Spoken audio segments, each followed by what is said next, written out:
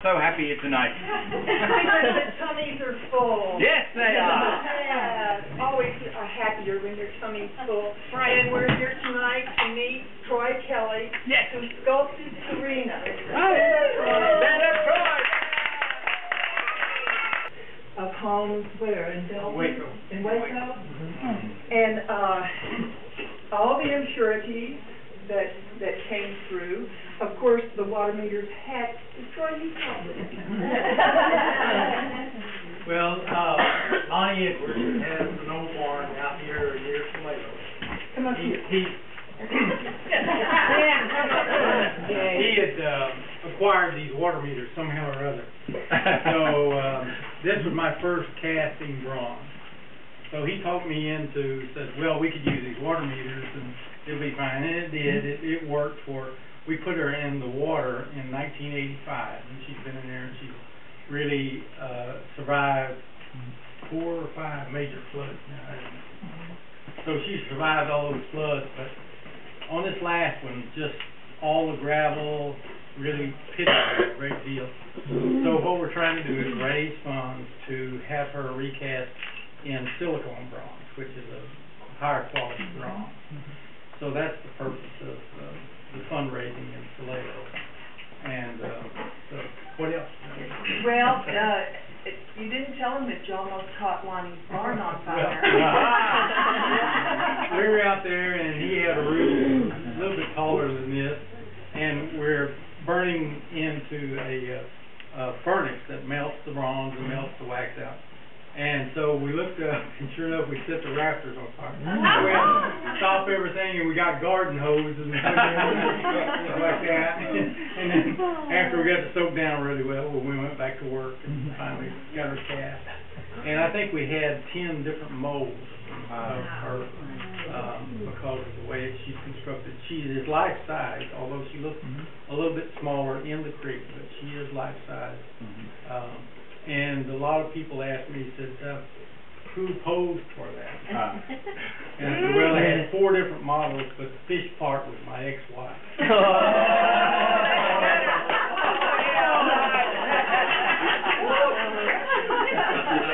Probably rolling over where She lives in Washington, D.C., so I can say that. Well, you know, he'll get back. Now, Troy has art pieces all over the country. And I think, don't you have about 10 or 12 art pieces, outdoor pieces? 16. 16 public art pieces. Her public art pieces all over the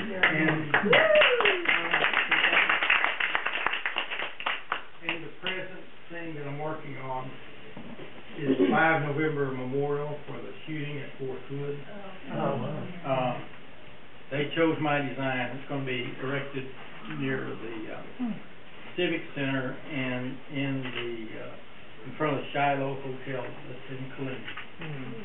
My concept was I wanted a piece that was the favorite object of the victim.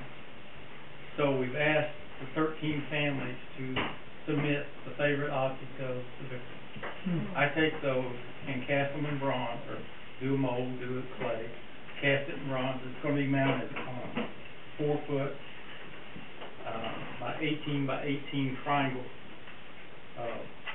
black granite column or pedestal. Then this bronze piece will be on top.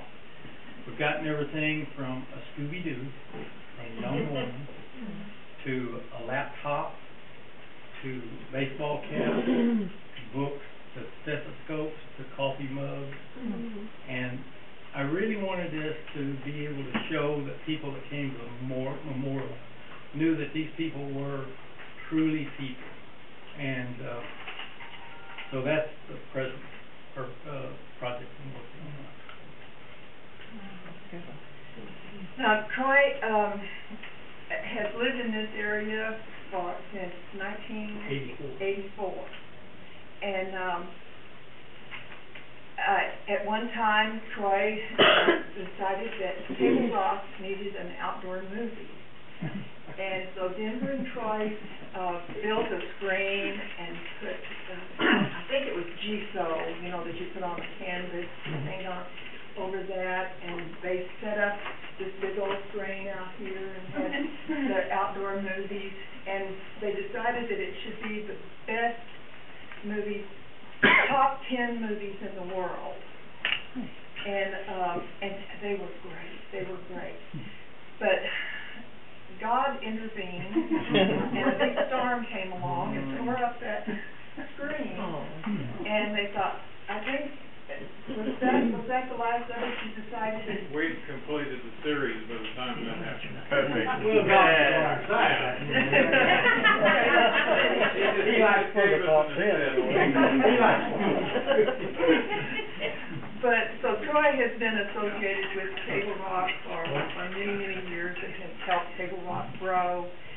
Vicki also has helped Tablerock grow. In fact, the curtains that you see on the windows in Salado Legends, she made those. If you've been to any of the Shakespeare plays that we had, Vicki had made a lot of the banners that would be in the Shakespeare plays. So these two have always been a friend to Tablerock, and we're very appreciative. And so we definitely want Serena to go back in and be in the creek for another 50 years or more. How long do bronzes last? Well, it lasts forever. Forever. Yeah, if we didn't, it doesn't rust. You know, it doesn't rust at all. So our Salado icon will last forever and ever then when we get it redone. But do you have any questions for Troy or for Vicki? When do you think it will be ready? Well, we have now, PALS is gathering the money for it. So how much is PALS gathering? Well, with the fundraiser that we had, it has like the Silver Star and other monies that have been donated individually. We had $3,000, a little more than $3,000 accumulated. Then the Public Art League of Salado, which is PALS, has said that they will donate $3,000. They'll match that $3,000. So we have around 6,200 so far towards our projected 10,000 that we have received an estimate from the foundries saying that that's how much it should cost. Because we have the original mold of Serena, and they are anticipating being able to use those. So if all goes well, that's all it will cost us. So we've got a good start, and Tablerock will have a play on April the 5th, and that play will be a benefit for Serena also. So plus the Mermaid book, what we make on the Mermaid book will also go. Vicki, Jackie called me several years ago, and the inspiration for Serena has been a story that my grandmother told me. So Jackie asked if she could do a children's book for that and illustrate it. And I said, yes, of course. And Salado has really been fortunate to have a couple like Jackie and Denver. And they've been involved in every community project you can imagine, from revitalizing the old Salado school into a community center to just on and on and on. And I couldn't ask for a better supporter for this project. I mean, Jackie's just a wonderful, wonderful person. As all of you know, you're here for her reason. So that's it.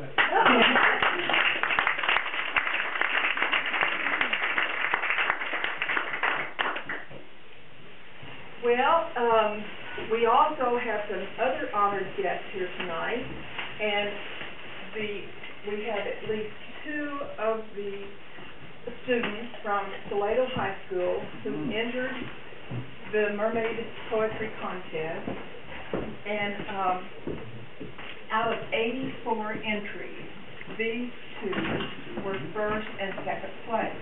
Now, the first place winner is not here. But if we could, since it is a school night, if we could have these two people read first, and then stay as long as you can. But then we will understand if you have to go home and do homework. So both of you. Now, Ellie Felt wrote this poem, and she's going to read it for you right now. Is that all all right with you?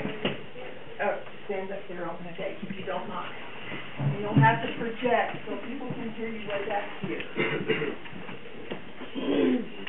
Number 1. First place.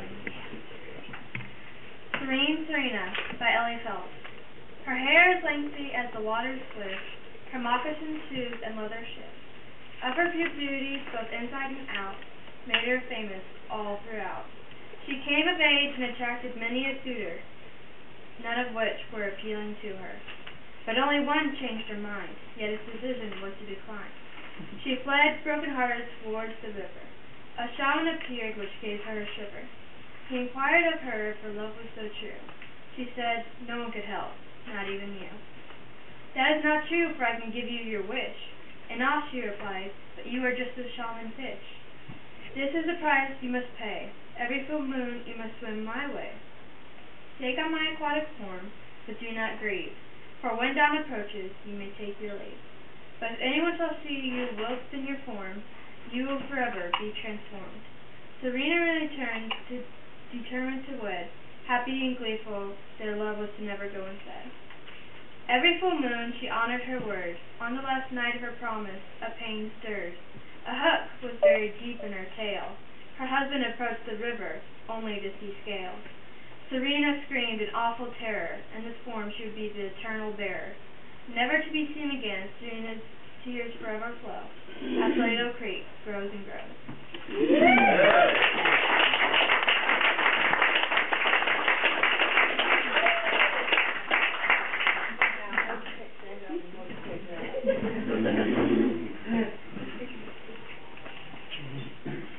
All right, good. Good, thank you. That was wonderful.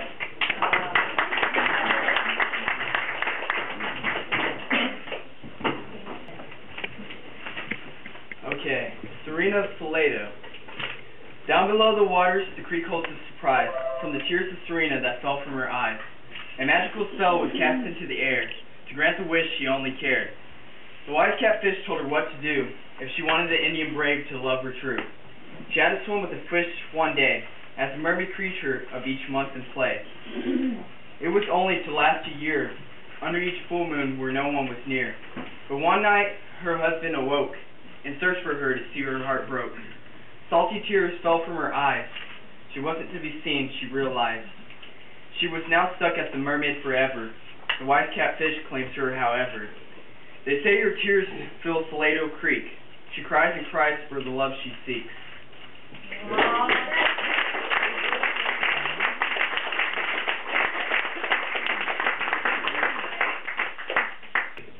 Feet, what she longs for more than anything, the one thing she can never get.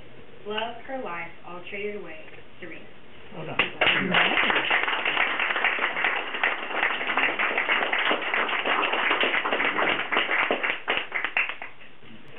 Hi, my name is Jack McCabe. I've been in Austin for a year. I am from Rhode Island. It's a state. Anybody here? I think I've been to your state about 350 times. We're surrounded by water on three sides, and it's a huge bay called Narragansett Bay. I can get to like 6 or 7 saltwater beaches from my house in about 15 minutes in Rhode Island. And you would think, coming from Rhode Island, that I would have seen a mermaid with all of that ocean. You know, you would think. But no, not true. I had to come to Texas to see a mermaid. And I did see a mermaid. But it was before I even knew that there was a Salado. It was before I got invited up here this summer to see your great play. I saw a mermaid, I swear, right here in Austin. I know it for certain. She approached me from a sea of faces. And as she appeared, I was transfixed with her aura and her beauty, her kind and sparkling blue eyes, her smiling, knowing red lips. She covered up just enough to guard herself, and yet she was naked enough to stop a ship. My arm was extended. I was holding out a plate, and I was offering sample slices of barbecue chicken. What do you say to a mermaid? Her eyes laughed at my faux pas, and half-smiling ruby lips, she spoke and she said, "No, thank you. I'm vegan." Of course you are. She's a mermaid. And as quickly as she appeared, she was gone, lost in a sea of colorful painted bodies. But to my surprise, she reappeared again later at the center of Pease Park, just glowing, smiling, loving the day, sharing her splendid self in that mermaid way, filling the eyes and imaginations that surrounded her in all her wonderful glory. But not to be captured, only to enchant, to entice the imagination. And maybe just to celebrate Eeyore's birthday. Did you guess? Yes, there are mermaids. You can't keep them, nor can you hold them, nor possess them. You might see them if you are truly awake or deep in your dreams. But remember, they have set many a ship off their course, and because of them, many sailors and crews have been lost. Thank you very much.